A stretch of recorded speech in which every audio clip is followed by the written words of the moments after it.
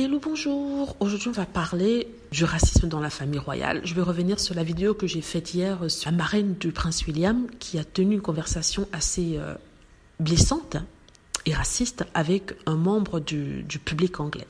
Donc, ça se passait lors de la réception que Camilla avait organisée pour féliciter des personnes qui font un travail extraordinaire dans certaines fondations de charité, en ce qui concerne la lutte contre les violences domestiques. Et cette femme, Ngozi Fulani, avait été invitée là. Donc elle était là pour être reconnue, pour son travail dans la communauté était reconnu, et elle était là pour être félicitée.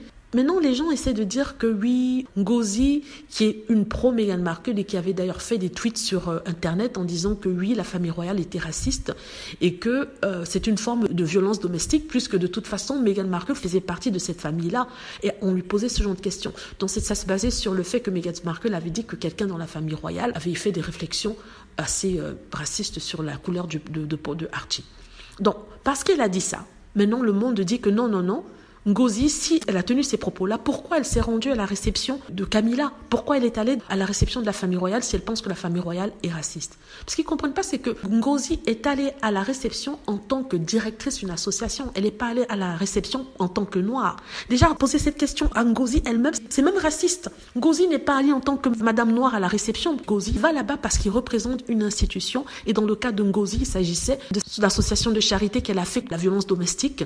Donc maintenant, on entend ces gens qui disent oui, c'est une pro-Meghan Markle, c'est une activiste. En plus de ça, elle s'habillait comme une femme africaine, pourtant elle est caribéenne, donc elle cherchait des ennuis, elle a créé cette histoire-là. Mais comment a-t-elle pu créer cette histoire vu que cette femme, Lady Eussé, s'est déplacée de la salle pour venir la voir? C'est pas comme si Ngozi est allée parler à Lady Eussé. Non, c'est cette femme qui s'est déplacée pour venir vers Ngozi. Donc Ngozi n'a pas pu créer une situation vu que ce n'est pas elle qui est à la base du contact. Et on nous dit en fait que oui, Ngozi aurait dû répondre à la question qui lui avait été posée. Mais quelle question? La dame lui a demandé, tu viens d'où? Ngozi lui a dit, je viens de cette association-ci. La dame lui dit, mais non, mais d'où viens-tu? Ngozi lui dit, oui, je viens de Hackney où elle vit. La dame lui dit, non, mais où viens-tu vraiment? Ngozi lui dit, je suis née en Angleterre, je viens de Londres. La dame lui dit, mais d'où viennent tes gens? Elle dit même your people, en anglais ça veut dire tes gens. Mais d'où viens-tu en Afrique? Déjà, elle sous-entend que Ngozi vient d'Afrique. C'est vrai qu'elle est noire, mais de là à dire qu'elle vient directement d'Afrique, non, il y a différentes nuances par rapport à ça. On rappelle que Ngozi est afro-caribéenne. Non, elle lui demande, oui, mais d'où vient ton peuple? Ngozi lui dit, madame, je n'ai pas de traces. Les gens n'ont pas laissé de traces d'où je viens. Elle essaie de faire référence à l'esclavage en disant que toi, madame les dieux, c'est tes ancêtres ont pris mes ancêtres en Afrique, ils n'ont pas laissé de traces d'où ces personnes-là venaient. Non, la dame n'était toujours pas satisfaite. Elle dit à Ngozi, mais moi je vais en France, je voyage en France, j'ai vécu en France, pour lui dire que c'est pas parce que je vis en France que je suis française, je reste quand même anglaise. Pourtant, Ngozi vient de lui dire que je n'ai pas de traces de mes ancêtres. La femme a persisté en disant, mais tu viens d'où? Tu viens forcément d'Afrique. Et c'est là que Ngozi a dit, mes parents viennent des Caraïbes. Et là, la dame a dit, ah oui, tu es caribéenne. Malgré le fait que Ngozi lui a dit, je suis britannique, je suis née à Londres. Elle l'a quand même ramené à ses racines caribéennes pour justifier l'image qu'elle avait de Ngozi dans sa tête. Ngozi n'a pas le droit d'être noire et d'être britannique, comme certaines personnes qui sont en France n'ont pas le droit d'être noires et d'être français. Je fais un lien avec la France pour que vous puissiez comprendre, pour que vous puissiez vous mettre dans la situation de cette Ngozi-là. Cette Ngozi lui dit, je suis britannique, madame. Je suis ici parce que j'ai une maison de charité qui s'occupe de personnes ayant souffert de violences domestiques. Et c'est pour ça qu'on m'a appelée ici en tant que présidente de cette maison de charité. Mais cette femme, pour elle, non, Ngozi, avant tout, est une couleur.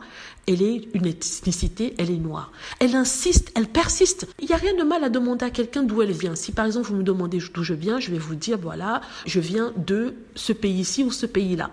Je vais m'arrêter là. Si après on est ensemble dans un endroit plutôt non formel, par exemple pas à Buckingham Palace, on est dans un café, je peux dire oui mais mes parents viennent de ce pays-là, de ce continent-là. Vous voyez ce que je veux dire? Ça c'est si par exemple je suis à l'aise avec vous, je vous connais, je veux parler de mes racines.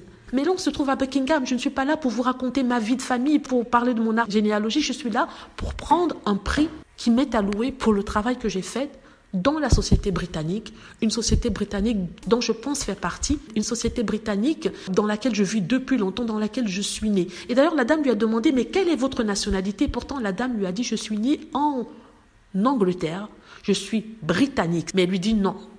Ce n'est pas ta nationalité. Ça veut dire que Ngozi ne peut pas être noir et britannique. On n'a pas dit anglaise, parce qu'anglaise, c'est complètement différent. Mais noir et britannique. Être britannique, ça englobe tout un lot d'ethnicités diverses. On peut être indien et britannique, on peut être polonais et britannique, on peut être d'origine coréenne et britannique ou asiatique et britannique. Donc, quand quelqu'un dit qu'il est britannique, il faut laisser. N'essayez pas de rentrer. Oui, mais tes parents viennent d'où? Ce n'est pas ça qui importe pour cette personne. Le fait qu'elle soit là, se présente comme telle est le plus important. Il faut accepter. Voilà. Donc, les gens qui essaient maintenant de trouver des excuses à cette femme, non, la pauvre femme, elle est vieille, elle a 83 ans. Je suis désolée, j'ai mes parents qui ont un certain âge. Ils n'ont jamais tenu de tels propos. Il y a même certains qui disent que oui, elle ne pense pas ce qu'elle dit. Mais si elle ne pense pas ce qu'elle dit, mais pourquoi c'est sorti? Ça veut dire que ça vient forcément de quelque part. Non.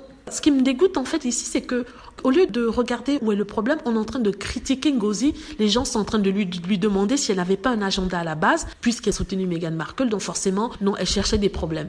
Et je rappelle que ce n'est pas Ngozi qui est allé vers cette femme. C'est cette femme qui est venue vers Ngozi pour lui poser toute cette question. Et certains essaient de dire que oui, elle était seule avec cette femme et qu'on ne sait pas vraiment ce qui s'est passé. Il y a 2 autres personnes qui étaient à côté et qui ont suivi la conversation et qui ont témoigné que oui, ça s'est passé de cette façon-là. Donc, il n'y a pas de raison que Ngozi puisse mentir. Certains disent, mais c'est étrange qu'elle ait eu une recollection de la conversation si claire, si détaillée. Si c'est une chose qui vous choque, je peux vous dire que vous allez garder ça en mémoire. Vous savez ce que je veux dire? Sincèrement, moi, personnellement, je me serais sentie très mal, je crois même traumatisée, dans le sens où elle a touché Ngozi sans demander la permission de Ngozi. Elle a pris le cheveu de Ngozi, l'a mis sur le côté pour pouvoir regarder le nom de Ngozi. Au lieu de demander tout simplement à Ngozi, oui, je suis désolée, madame, mais quel est votre nom? Non, elle s'est crue permis de toucher les cheveux, les mèches de Ngozi et mettre sur le côté. Ça veut dire que déjà, elle se permet une chose. Ngozi devient une sorte de chose devant elle. Elle n'aurait jamais fait ça à une personne blanche qu'elle considère son égale. Parce qu'elle lui aurait donné un certain respect, elle ne se serait pas permis de le faire. Mais avec Ngozi, elle se dit, bon, de toute façon, Ngozi, c'est une noirotte, en plus, c'est une africaine, je m'en fous. Voilà. Donc, voilà, c'est tout ce que je voulais dire par rapport à ça. Pour ceux qui disent que non, il n'y a pas de mal à demander à quelqu'un d'où il vient. Oui, c'est vrai, il n'y a pas de mal à demander à quelqu'un d'où il vient. Mais quand la personne vous dit d'où elle vient, acceptez la réponse. Et ne poussez pas à demander, mais oui, tu viens d'où? Je viens d'Angleterre, je viens de France. Oui, je suis noire, mais je viens d'Angleterre, je viens de France. Je suis née en France, je suis née ici, je suis née là. Acceptez qu'il puisse y avoir des noirs français, comme il puisse y avoir des noirs britanniques, des noirs belges, des noirs d'un autre pays. Dites-moi ce que vous en pensez. J'espère que vous avez aimé la vidéo. N'hésitez pas à cliquer sur like si c'est le cas, à vous abonner pour plus de vidéos et à cliquer sur la petite cloche afin d'être averti lorsque je poste une nouvelle vidéo. Merci.